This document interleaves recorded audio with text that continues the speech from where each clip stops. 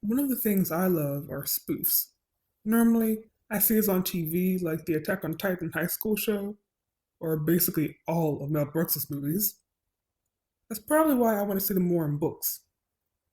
However, there are a few issues, namely, what gets spoofed. Even in the case of big and small screen spoofs, it's not like the original creators were also behind them. I'll probably brief with this, but what's new? I just really think it'd be cool and fun to spoof your own content. I've actually been doing that. It's just in small form right now, little skits on Tumblr, but it's so much fun. So, here are a few tips I have for anybody who wants to get started. Step 1, loosen up. You're probably saying, I might as well be an untied set of shoelaces. Or, a more normal thing to say. But still, listen up more because you need it. And you have these characters go through traumas and everything miserable. It's not easy to switch that part of your brain off and go, now laugh.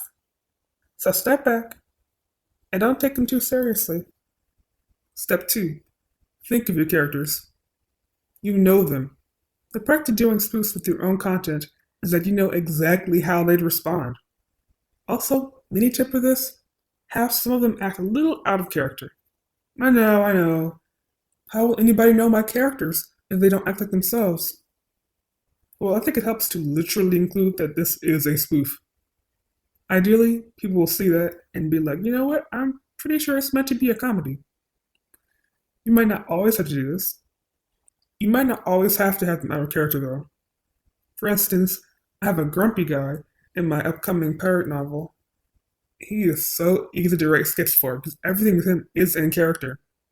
You'll see him yelling and be mad, but that's how he is in the books.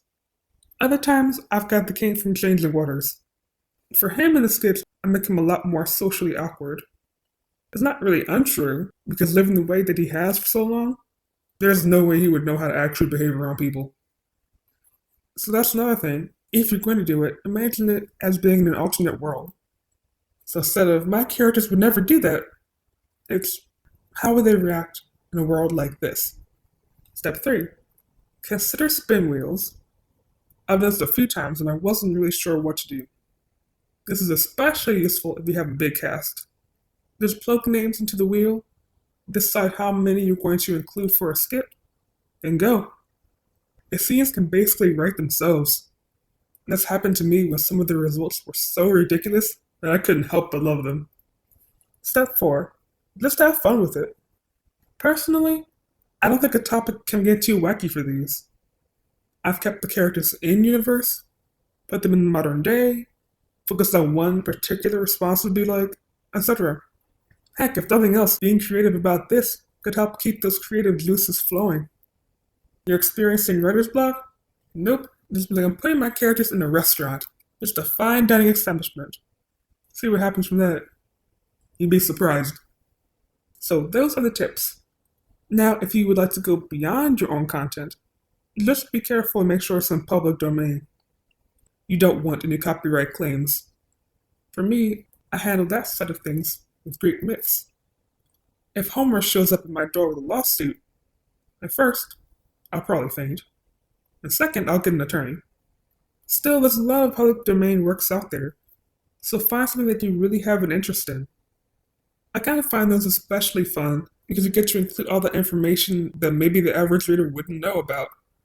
So they're learning and laughing. Or maybe these are Easter eggs for the diehard fans who are like, hey, I didn't expect that. It just adds a little bit extra, in my opinion. That book I was talking about is called Greek Skits-ology, if you're into myths like I am, and can remember Rule 1 about not taking things too seriously. I'll admit that it's almost difficult to talk about that book, but I will. I can't be stopped.